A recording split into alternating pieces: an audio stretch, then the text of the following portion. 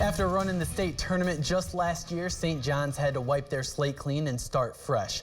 Losing all 5 of their starters to graduation is a big void to fill, but that was not the only topic amidst the Blue Jays off season. I caught up with the boys in Delphos to talk about their season so far.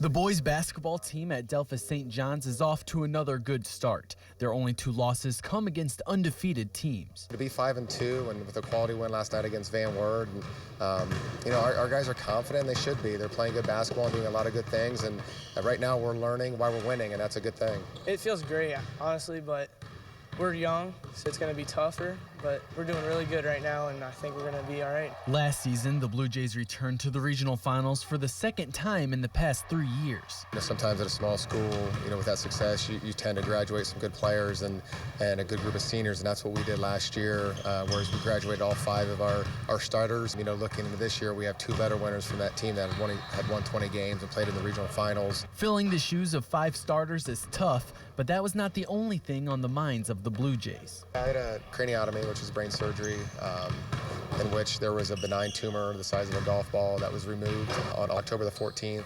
And, I was out of basketball and out of school for about 7 weeks. But after a successful surgery and healthy recovery, Coach Elwer was able to return to the sidelines without missing a single game. I was fortunately released the Tuesday before we played Crestview. So they allowed me to be on the sidelines, and I went to school that next day on that Wednesday. And the timing kind of worked out, I guess, not perfect, but for me to be on our guys.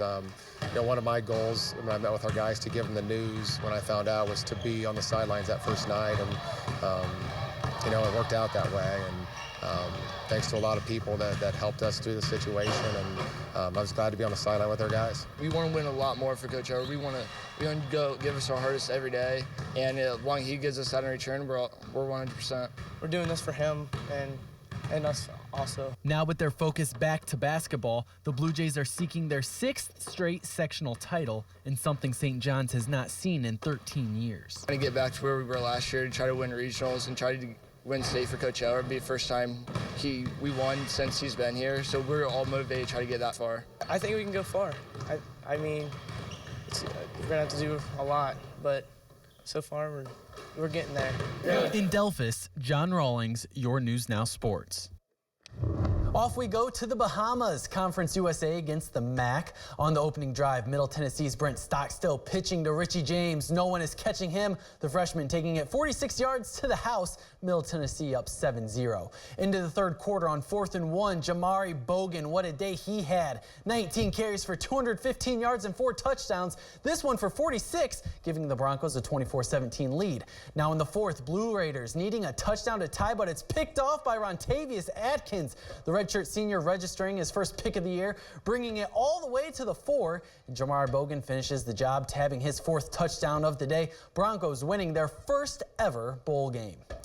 Now we swing over to Hawaii. San Diego State going up against Cincinnati. The Aztecs wasting no time in this one. Rashad Penny from a couple yards in his end zone. Stepping out, sees an alley, and he is off to the races. The sophomore from California with his 3rd kickoff return of the year, giving the Aztecs a 7-0 lead and a victory dab to top it off. Later on in the 1st, San Diego State on the attack again. Christian Chapman off of play action, finding a wide open Micah Holder.